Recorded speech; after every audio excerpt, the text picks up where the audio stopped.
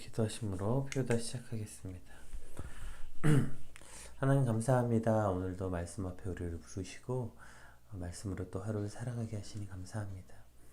오늘 디모데에게 하는 이 본격적인 교훈이 오늘 그 믿음의 길을 따라가는 우리에게 주는 교훈이 되게 하시고 또 더 나아가 이것이 바로 예수님이 그 사도들을 가르쳤던 말씀으로 우리가 받게 하여 주시옵소서.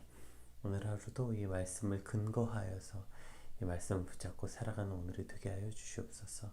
감사합니다. 예수님의 이름으로 기도드립니다. 아멘. 네, 우리 오늘 함께 살펴볼 말씀은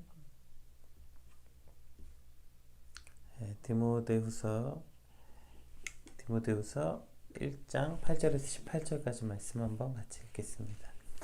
그러므로 너는 내가 우리 주를 증언함과 또는 주를 위하여 갇힌 자 된 나를 부끄러워하지 말고 오직 하나님의 능력을 따라 복음과 함께 고난을 받으라. 하나님이 우리를 구원하사 거룩하신 소명으로 부르심은 우리의 행위대로 하심이 아니요 오직 자기의 뜻과 영원 전부터 그리스도 예수 안에서 우리에게 주신 은혜대로 하심이라. 이제는 우리 구주 그리스도 예수의 나타나심으로 말미암아 나타났으니 그는 사망을 패하시고 복음으로써 생명과 썩지 아니할 것을 드러내시지라. 내가 이 복음을 위하여 선포자와 사도와 교사로 세우심을 입었노라.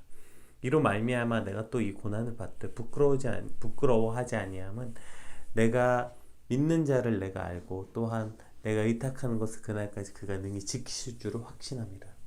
너는 그리스도 예수 안에 있는 믿음과 사랑으로서 내게 들은 바 바른 말을 본받아 지키고 우리 안에 거하시는 성령으로 말미암아 내게 부탁한 아름다운 것을 지키라. 아시아에 있는 모든 사람이 나를 버리는 이 일을 내가 아나니 그 중에는 부겔로와 허모게네도 있느니라. 원하건대 주께서 오네시보로의 집에 긍휼을 베푸시옵소서. 그가 나를 자주 격려해주고 내가 사슬에 매인 것을 부끄러워하지 아니하고 로마에 있을 때에 나를 부지런히 찾아 만났습니다. 원하건대 주께서 그로 하여금 그날에 주의 긍휼을 입게 하여 주시옵소서. 또 그가 에베소에서 많이 봉사한 것을 내가 잘 아느니라. 오늘 본문은 이제 어저께는 이제 서신서의 인사 도입 부분이었다면 물론 그 안에서 이제 바울의 믿음을 우리가 이제 함께 살펴볼 수 있었죠. 오늘 본문은 이제 본격적으로 그 영적인 아들, 그 사랑하고 하나밖에 없다고 믿었던 바울의 가장 가깝고 바울이 가장 사랑하는 그 아들 디모데에게 그 적극적 교훈을 주는 거예요. 이제 어제 이야기했던 것처럼 오늘 이 디모데후서가 쓰여진 것은 바울이 이제 그 2차 감옥 투옥 사건, 로마에서 그 2차 감옥에 투옥되는 그 와중에 썼다고 말씀드렸죠. 그래서 거기서 자기 생명의 다해감을 바울은 알았고 어쩌면 이것이 마지막 편지구나 라고 직감하고 이 편지를 쓰는 것입니다. 거의 유언과도 같은 그 성격이라고 말씀드렸죠. 그러니까 이제 감옥에서 자신의 생명의 다해감을 아는 바울은 그 연소한 아들, 그 어린 아들, 영적으로 낳은 그 어린 아들이 그 자신이 가는 길을 이 아들도 가고 있는 거잖아요. 그러니까 자신이 주를 위해 살아갔던 그 사역자의 길을 그 자신이 영적으로 나온 그 사랑하는 아들도 그 길을 감당하고 가야 하는데 본인이 옆에서 직접 가르쳐 줄 수 없고 옆에 있으면 참 좋겠지만 옆에서 하나하나 가르쳐 주고 이렇게 했으면 좋겠지만 이제 가르쳐 줄 수 없으니까 핵심적인 내용만을 글로 써서 보내는 그것이 바로 디모데후서인 거죠.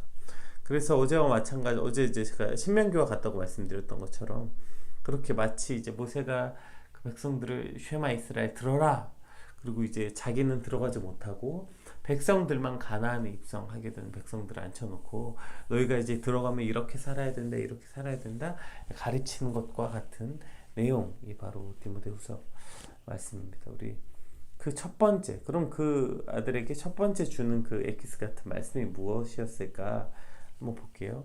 그러므로 너는 내가 우리 주를 증언함과 또는 주를 위하여 갇힌 자 된 나를 부끄러워하지 말고 오직 하나님의 능력을 따라 복음과 함께 고난을 받으라. 이것이 첫 번째 적극적 가르침이라는 거예요.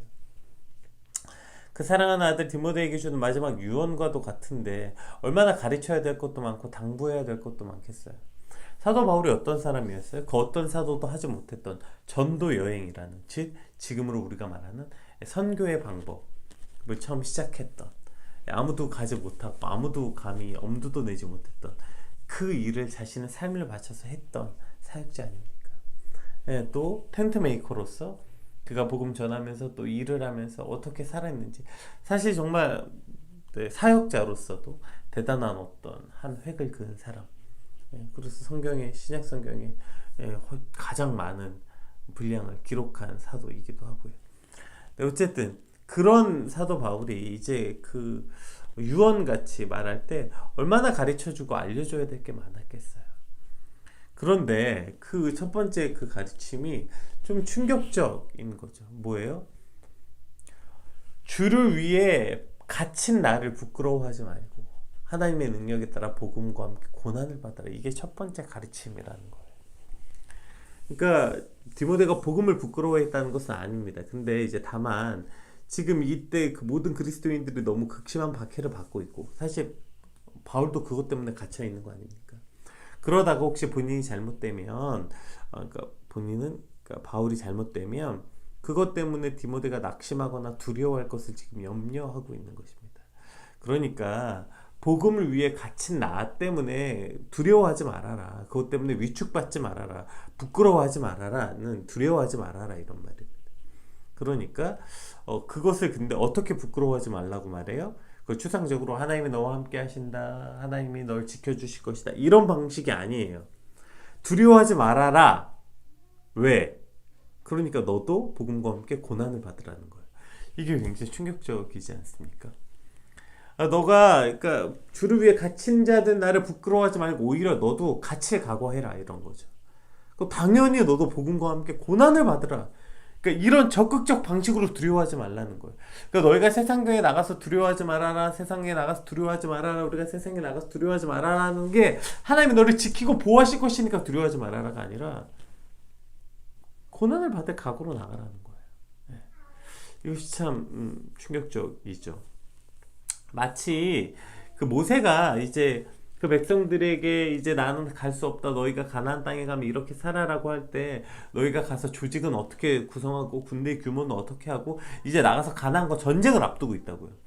모세가 죽고 이 백성들이 가나안의 빈 땅에 들어가는 게 아니라 거기에 힘센 족속들이 가득하고 이제 그들과 전쟁을 해야 되는데, 모세가 그래도 그동안 광야에서 40년 동안 이스라엘 백성들을 끌고 오면서 수많은 전쟁도 경험했고 어떻게 이겼는지 알잖아요. 그럼 가서 이렇게 해라 저렇게 해라 하지 않았어요. 모세가 했던 유언이 뭡니까? 거기서 가서 이스라엘 백성들에게 했던 게 뭐예요? 여호와의 말씀을 지키라는 거 아닙니까? 네, 너희가 생명을 다해 여호와 하나님을 사랑해라. 네, 이게 모세의 유언과도 같았죠. 그러니까 지금 어떤 방식을 설명하는 게 아니라 이렇게 해라고 설명하는 게 아니라 지금 오히려 바울은 그렇게 말하고 있는 것입니다. 너가 이렇게 이런 방식으로 이렇게 목회해라, 이런 순간에 이렇게 해라 저렇게 해라 상황을 말하는 게 아니라 본질을 말하는데, 바울이 말하는 사역의 본질은 복음 때문에 고난당한 자를 부끄러워하지 말고 오히려 복음과 함께 고난을 받으라. 이것이 첫 번째 바울의 선언이라는 것이죠. 그리고 이제 이 선언에 대해서 쭉 설명합니다. 그리고 이것이 오늘 우리를 살아가는 우리에게 주시는 어떤 교훈과도 같은 것 같아요. 주를 위하여 갇힌 자된 나를 부끄러워하지 말고 오직 하나님의 능력에 따라 복음과 함께 고난을 받으라. 자, 그럼 이제 9절부터 우리 14절까지 한번 볼까요? 네, 한번 읽어볼게요. 하나님이 우리를 구원하사 거룩하신 소명으로 부르심은 우리의 행위대로 하심이 아니요 오직 자기의 뜻과 영원 전부터 그리스도 예수 안에서 우리에게 주신 은혜대로 하심이라. 자, 우리를 부르신 이유가 여기 있대요. 이제는 우리 구주 그리스도 예수의 나타나심으로 말미암아 나타났으니 그는 사망을 패하시고 복음으로써 생명과 썩지 아니할 것을 드러내시니라. 자, 여기까지 한번 봅시다. 9절 10절만 먼저 볼게요.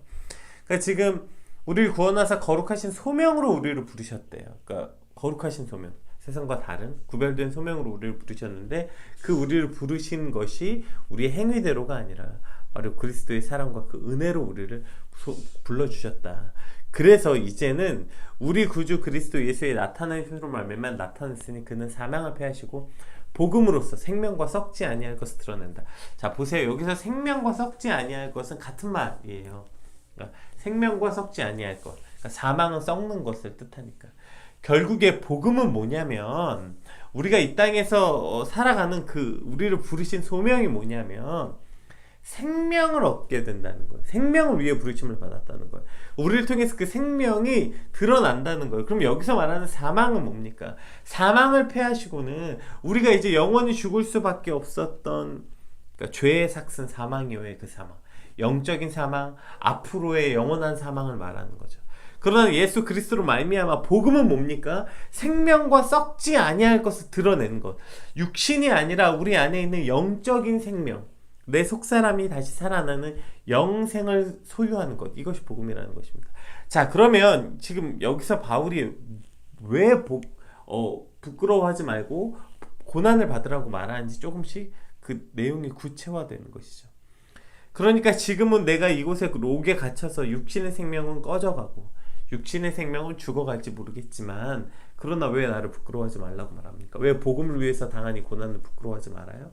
우리가 진짜 지켜야 되는 건 육신의 생명의 죽음이 아니라 그 복음, 즉 영원히 썩지 아니할 그 영생을 드러나는 일, 그 일을 위해서 나도 부르심을 받았고 너도 부르심을 받았고 내가 그것 때문에 지금 여기에 갇혀서 생명이 죽어가고 있다. 나는 이것을 위해서 부름 받았다. 이제 11절에 나오죠. 볼게요. 내가 이 복음을 위하여 선포자와 사도와 교사로 세우심을 입었노라. 이로 말미암아 내가 또 이 고난을 받되 부끄러워하지 아니하면, 이제 나오죠. 내가 뭘 부끄러워하지 말라고 하는 것인지, 내가 믿는 자를 내가 알고 또한 내가 의탁한 것을 그날까지 그가 능히 지키실 줄을 확신함이라. 너는 그리스도 예수 안에 있는 믿음과 사랑으로서 내게 들은 바 바른 말을 본받아 지키고 우리 안에 거하시는 성령으로 말미암아 내게 부탁한 아름다운 것을 지키라. 아멘. 자, 이번 지금 보시죠. 지금 두 번째 명령 같은 게 나와요. 그러니까 네가 뭘 해야 되는지. 첫 번째 뭐예요? 네, 복음과 함께 고난을 받아라. 이 복음과 함께 고난을 받는 게 뭐예요? 내게 부탁한 이 아름다운 것을 지키라는 거. 같은 말입니다. 그러니까 네가 고난과 함께 복음과 함께 고난을 받으라. 아름다운 것을 지키라. 여기서 아름다운 것은 뭐예요? 위에서 설명하죠. 썩지 아니할 생명, 그 영원한 생명, 그것을 지키라. 그것을 지키는 일에 너와 내가 부름을 받았다. 지금 그렇게 말하고 있는 것이죠. 지금 이 상황이 어떤 상황인지 설명해 드렸죠. 그러니까 지금 그 폭군 네로가 모든 그리스도인들을 박해하고 잡아 죽이는 이 상황에서 얼마나 많은 그리스도인들이 흔들리고 두려워합니까? 게다가 그 복음을 전했던, 그 많은 나라의 복음을 전했던, 마치 그들에게는 영적인 아비와 같았던, 만약에 바울이 로마의 감옥에 갇혀서 죽게 된다면 얼마나 많은 신앙인들이 위축되고 두려워하겠어요. 지금 그것에 대해서 말하고 있는 겁니다. 바울은 그러니까 이런 일에 두려워하지 말고 위축받지 말고, 혹 내가 고난과 함께 복음 때문에 고난받는 이 일을 너희가 두렵거나 부끄러워하지 말아라. 그 앞에 위축받지 말아라. 왜? 이것이 우리가 진짜 지켜야 될 건 뭐라는 거예요? 생명이라는 거예요. 그러니까 내가 지금 여기서 죽어가고 있는 육신의 생명이 아니라 영적으로 다시 살아날 그 영생을 얻는 그 복음, 그것이야말로 가장 귀한 것이다. 그래서 이걸 뭐라고 말해요? 내게 부탁한 아름다운 것을 지켜라. 이렇게 말해요.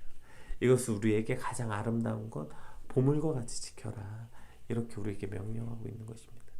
사실 이와 같은 명령은 이미 예수님께서 제자들에게 가르쳐 주셨던 명령과도 같아요. 우리 한번 같이 볼까요? 요한복음 말씀하고 마태복음 말씀 한번 같이 살펴봅시다. 요한복음 12장 25절. 자기의 생명을 사랑하는 자는 잃어버릴 것이요 이 세상에서 자기의 생명을 미워하는 자는 영생하도록 보존하리라. 마태복음 10장 39절. 자기 목숨을 얻는 자는 잃을 것이요 나를 위하여 자기 목숨을 잃는 자는 얻을 것이라. 이미 예수님께서 이렇게 말씀하셨죠. 이게 뭘 뜻하는 겁니까? 그러니까 너희의 생명의 가치 없게 여기라, 이렇게 얘기하는 거 아니에요. 여러분, 예수님이 이 땅에 오셔서 사람의 생명을 얼마나 귀하게 여긴지 우리가 모두 다 성경에서 보지 않았습니까? 귀한 것으로 여겨주셨어요. 생명이 귀하지 않게 여겼다면 예수님께서 이 땅에 오셔서 우리를 위해서 그 생명을 버리신 것에 대한 가치가 떨어지기 때문이죠. 그러니까 생명이 귀하지 않아서 그렇게 하라는 게 아니에요. 다만 그것과 비교할 수 없는 더 귀한 게 있다는 것입니다. 그것과 비교할 수 없이 더 귀한 것이 있기 때문에, 더 아름다운 것이 있기 때문에 그것을 통해서 고난을 받되 부끄러워하지 않는다. 이렇게 말하는 것입니다. 믿는 자를 지키시고 하나님이 함께 하신다는 그 지키심이 고난받지 않게 될 것이다라는 말이 아니에요. 뭘 지키겠다는 거예요. 하나님이 진짜 지키시는 건 이 땅에서 우리의 이 생명을 지키시는 것도 물론이거니와, 그러나 이것보다 진짜 지켜주시는 것, 우리가 믿어야 되는, 그가 지키시겠다고 했던 게 뭐예요? 이 복음이라는 것입니다. 영원한 생명. 그러니까 이 땅에 육신의 생명이 죽어감으로 두려워하지 말아라. 영적인 것을 꿈꾸고 소망해라. 이것을 지금 바울이 뭐라고 말하냐면, 이것을 따라 함께 고난받으라. 이렇게 말하고 있는 것입니다. 그래서 이런 사도 바울의 모습은 이미 사도행전에서 이야기했죠. 이것이 우리가 오늘 마음 깊이 새겨야 될 말씀인 것 같아요. 내가 달려갈 길과 주 예수께 받은 사명, 곧 하나님의 은혜의 복음을 증언하는 일을 마치려 하면은 나의 생명조차 조금도 귀한 것으로 여기지 아니하노라. 오늘 이 말을 그대로 그 아들에게 전달해주고 있는 거 아닙니까? 그가 그 믿음으로 나온 영적인 아들 디모데에게 이렇게 말하는 거 아니에요? 나의 생명, 그러니까 하나님의 은혜의 복음을 증언하는 일, 이것이 나에게 가장 아름답고 귀한 것이기 때문에 나의 생명조차 조금도 귀한 것으로 여기지 않는다. 그러니 너도 이 일에 함께 해라. 복음과 함께 고난을 받으라. 그럴 각오로 돌아오라. 보통 우리가 아들에게 어떤 유언을 말할 때 아예 그래도 괜찮을 거야, 견딜 거야, 어떤 이러한 위로나 동기부여가 아니에요. 오히려 각오하라는 겁니다. 왜요? 이것이 우리가 가진 이 땅에서 누리고 살아가는 기쁨이, 생명이 하찮고 아무것도 아닌 것이 아니라 그것보다 훨씬 더 귀한 것이 있기 때문이라는 거. 마치 복음은 우리가 잘 아는, 성경에서 말하는 밭에 비유하잖아요. 보물이 묻혀있는 밭. 그것을 발견한 자는 자신이 가진 모든 재산을 팔아 그 밭을 사는 거 아닙니까? 그 밭이 뭐예요? 그것이 복음이고 영생이라는 거예요. 우리가 이 땅을 살아가는 방식도 마치 이와 같다는 것입니다. 너무 안타까운 것들은 우리가 이 땅에서 주를 위해 산다, 주를 위해 산다 이렇게 말하면 이 땅에 기쁨도 포기하고 즐거움도 포기하고 뭐 다 물론 포기해야 될 것들이 많은 거 맞아요. 그러니까 오늘 바울이 부끄러워하지 않고 두려워하지 않는 방식에 대해서 고난 받으라, 아예 처음부터 그렇게 말하는 겁니다. 우리가 그리스도인으로 이 땅을 살아가는 방식은 많은 것들이 고난받는 방식일 수 있어요. 남들은 아무 생각 없이 즐기고 누리고 누려야 되는 그 모든 것들을 우리가 스스로 포기하거나 하지 않아야 되는 경우들이 많아요. 그 이유가 뭐냐? 그것이 그렇게 막 부끄럽지 않게 살아가는 이 방식이 막 어렵고 힘들고 견뎌야 돼서 이런 방식이 아니라는 거예요. 우리는 오히려 자발적으로 우리가 이 일을 기쁨으로 한다는 거예요. 지금 사도 바울의 이 보세요. 그 아들에게 야 참 힘들지만 견디자, 버티자, 이런 뉘앙스입니까? 아니에요. 되게 당당하고 오히려 그것이 옳으니 그렇게 살아라, 이렇게 선포하고 있는 거 아닙니까? 내가 이 복음을 위해 선포자와 사도와 교사로 세우심을 입었노라. 이로 말미암아 내가 또 이 고난을 받되 부끄러워하지 아니하면 얼마나 당당하게 말합니까? 왜요? 이것이 진짜 소중하고 귀한 것이라는 확신이 있기 때문 아닙니까? 너는 그리스도 예수 안에 있는 믿음과 사랑으로서 내게 들은 바 바른 말을 본받아 지켜라. 내가 한 말을 본받아 지키래요. 너도 나처럼 살래요. 내가 지금 고난받아 감옥에 갇혀 죽을지언정 그렇게 살라는 거예요. 왜요? 우리 안에 거하시는 성령으로 말미암아 내게 부탁받은 이 아름다운 것을 지키. 이것이 아름다운 것이라는 거. 이것이 귀한 것이라는 거. 이것이 진짜 가치 있는 일. 이것이 진짜 행복한 일. 이것이 진짜 기쁜 일이라는 것입니다. 우리가 이 땅을 살아가면서 능히 그리스도와 함께 복음을 받아 고난을 받을 각오를 하는 이유가 여기 있는 거야. 야, 그리스도인으로 사는 건 진짜 고난받는 일이야. 야, 왜 그 길을 가려고 하냐? 야, 왜 그렇게 힘든 길을 가려고 하냐? 이러한 형태로 마치 소가 도살장에 끌려가듯 살아가는 이러한 믿음의 방식, 삶의 방식이 참 안타까운 믿음의 모습이라는 것입니다. 이 땅을 우리가 그리스도인으로 살아간다는 건 고난을 견뎌야 되고 고난을 받아야 되고 지켜야 되고 이런 형식 맞습니다. 견디고 버티는 것, 그런 형식 맞아요. 그런데 그 견디고 버티고 지키는 것이 막 하기 싫어 죽겠는데 억지로 이악 물고 버티는 것이 아니라 내 안에 소중한 보물을 지키고 있는 거라는 거예요. 그래서 이것이 너무 소중해서 그것을 기꺼이 지키는 거예요. 내 모든 전 재산을 팔아 사는 것처럼, 복음을 사는 것처럼. 그래서 바울이 이렇게 확고하게 말하는 거 아닙니까? 특별히 사역, 사명을 가지고 사명을 감당하며 살아간다는 것 역시 그와 같은 것 같아요. 많은 이제 PK들이 이제 부모님들이 목회할 때 아유 넌 목회하지 마라 목회하지 마라. 요즘은 옛날에는 부모님들이 목회해라 많이 그랬는데 요즘은 목회하지 말라고 많이 해요. 신기하죠. 한 10년 전만 하더라도 많은 PK들의 고민이 막 아 저 하기 싫은데 부모님이 자꾸 신학하래요 이런 거인데 요즘엔 그런 부모님이 많이 줄어들었어요. 이 말은 좀 안타까운 말이기도 해요. 왜 줄어들었습니까? 너무 힘드니까 하지 말라는 거예요. 너무 고통스러우니까 하지 말라는 거예요. 부모님이. 이 일이 너무 고통스럽고 너무 힘드니까 하지 말라. 이 말이 한편으로 참 안타까운 거 아닙니까? 우리가 사명자로 이 땅을 살아가는 거 너무 힘들고 너무 고통스럽기만 한 일입니까? 그렇다면 하지 말아야 되는 것도 맞는 것 같아요. 그러나 힘들고 고통스러운 일은 맞으나 그것이 힘들고 고통스럽기만 한 것이 아니라 오히려 내가 가진 모든 시간, 내 인생 모든 걸 바쳐서 그걸 사는 게 사명자 아닙니까? 그걸 사는 거예요. 기꺼이 하나님의 능력에 따라 복음과 함께 고난을 받는 것. 네, 이것이 기꺼이 우리가 하는 일이에요. 왜요? 그것이 우리에게 진짜 아름다운 것이기 때문에, 그것이 우리에게 진짜 귀한 것이기 때문에 그렇게 하라는 것입니다. 오늘 우리가 이 땅을 살아가는 방식이 이와 같아야 되는 거죠. 그래서 이것을 우리가 오늘 그 복음을 발견하고 그 영원한 생명을 소유하게 될 때, 그 기쁨을 누리게 될 때, 나의 생명조차 조금 더 귀한 것으로 여기지 않는 것은 생명이 귀하지 않아서가 아니라 더 귀한 것을 발견한 자들만 이렇게 살 수 있다는 것입니다. 오늘 우리가 이 땅을 살아갈 때 무엇을 구해야 됩니까? 이것을 구해야 돼요. 하나님 그러면 이 진짜 더 소중한 것을 발견하는 오늘이 되게 하여 주시옵소서. 왜 오늘도 나의 눈이 이 땅에 매여 살아갑니까? 이 땅에 인정받으려 합니까? 이 땅의 것을 무언가 더 갖지 못해서 안달복달하는 이유는 무엇입니까? 왜 우리가 오늘도 살아가면서 그리스도인으로서 그렇게 무기력하고 마치 그저 죽을 날만 기다리는 사람처럼 견디니까? 생명의 가치를 잃어버린 거 아닙니까? 복음의 가치를 잃어버려서 그런 거 아닙니까? 주님 오늘 내 안에 불일 듯이 어저께 사도 바울이 그 디모데에게 한 이야기가 이거 아니에요? 뭐 때문에 내가 지금 이것을 너에게 한다고 이야기해요. 그러니까 불일 듯이 그 마음을 일어나게 하려고 한다고 하는 거 아니에요. 나의 안수함으로 내 속에 있는 하나님의 은사를 다시 불일 듯이 하기 위해서 한다. 이 편지를 쓴다 말한 것처럼 주님 오늘 이 바울의 그 아들을 향한 첫 번째 권면 고난 받으라 복음과 함께 이것이 우리 안에 불일 듯 하나님의 은사, 하나님의 생명, 하나님의 이 복음이 불일 듯 일어나게 되는 오늘이 되게 하여 주시옵소서.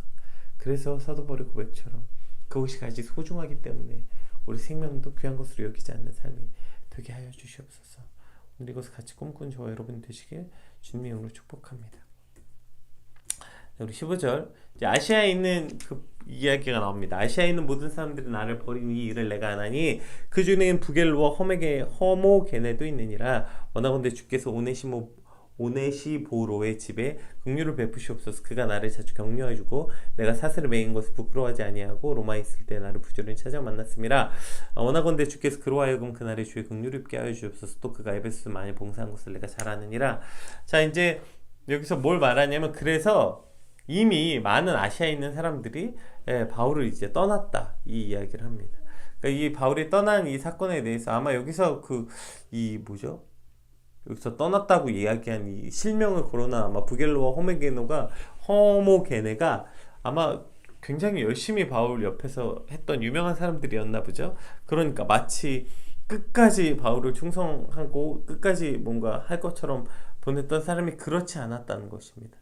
여기서 이제 그 아시아의 모든 사람들로 버림받았다라고 말하는 게 이제 우리가 흔히 알려진 바에 얘기하면 미시아, 라디아, 그리고 카리아야, 그리고 부리기아의 대부분에 있는 그러니까 해변과 떨어져 있는 섬 쪽을 포함하는 로마 제국의 동쪽 영역을 말해요.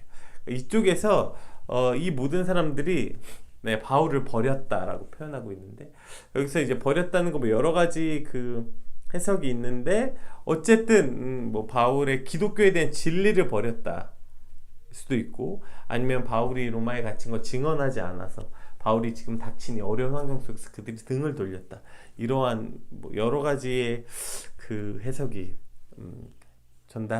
존재하지만 어쨌든 핵심은 그들이 바울과 복음을 떠났다 이런 이야기입니다. 그러니까 지금 이렇게 바울이 직면했던 이 상황을 설명하고 있는 거죠. 그러니까 그들이 내가 열심히 복음 전하고 막 복음이 전파되고 막 교회들이 세워지고 으쌰으쌰 될 때는 옆에서 대단한 일을 할 것처럼 했지만 결국 이 박해를 받자 그들이 떠났다. 예, 그러니까 이것이 진짜 믿음은 무엇인지를 말하고 있는 거죠. 그리고 이런 배신을 주동했던 이들로 보이는 부겔로와 호모게네를 명확하고 그것이 얼마나 수치스럽고 어려운 일인지 말한 거죠. 그러니까 그러한 일을 보지 말고 끝까지 견디라. 그리고 이제 이 여기서 등장하는 오네시보로가 등장하죠. 이가 뭐 여기 본문에만 등장해서 어떤 사람인지 뭐 대단하게 나오진 않지만 그는 바울과 끝까지 함께했고 바울이 지금 그를 얼마나 귀하고 소중하게 여기는지 곳곳에 말하고 있습니다. 사실 사람도 마찬가지 아닙니까? 막 진짜 잘 되고 막 교회가 부흥되고 막 뭔가 열심히 있을 때 옆에 있어주는 건 뭐 그거 당연한 것 같아요. 왜냐면 그건 그냥 자기가 열심히 하고 싶어서 있는 거니까. 근데 진짜 진짜는 어렵고 힘들 때 함께 있어준 사람이 진짜일 수밖에 없는 거 아니에요. 왜 우리가 그 개척 멤버라고 말하는 멤버를 왜 소중하게 여겨요? 진짜 어려울 때 옆에 있어줬기 때문 아닙니까? 근데 진짜 개척 멤버가 진짜 어려울 때 옆에 있어준 사람, 근데 진짜 어려울 때가 막 성장하고 나갈 때 옆에 있어준 건 뭐 당연한 것 같아요. 근데 오히려 떨어지고 많은 사람들이 나가고 그럴 때 그때 옆에 있어준 사람 진짜 소중했던 것 같아요. 그럼 예수님의 우리가 동역자로 선다는 것, 예수님의 사역을 감당한 자로 선다는 건 역시 마찬가지 아니에요. 진짜 어렵고 힘든 이 시대에 야 너 아직도 교회 다니냐? 야 너 아직도 그거 믿냐? 라고 말하는 이 시대에 많은 사람들이 넘어지고 쓰러지고 누구도 이제 복음과 함께 고난받고 싶어 하지 않는 이 시대에 그때 진실하고 신실하게 예수님 곁에서 주님 제가 주의 복음을 위해서 기꺼이 고난을 받겠습니다. 제가 주께서 받은 고난에 정말 요만큼일지라도 그것을 함께 받고 그 자리에서 이 복음을 아름다운 것으로 지키겠습니다. 고백할 때 이것이야말로 진짜 예수님의 동역자, 예수님의 제자의 삶이 될 것이다. 오늘 바울은 디모데에게 그렇게 말하고 있는 것입니다. 이것은 오늘 우리를 향한 말씀이기도 합니다. 주님 내가 복음을 가장 아름다운 것으로 지키고 기꺼이 그 고난에 동참하는 자로 오늘 살게 하여 주시옵소서. 우리 같이 받은 말씀 놓고 함께 같이 기도하겠습니다. 기도합시다.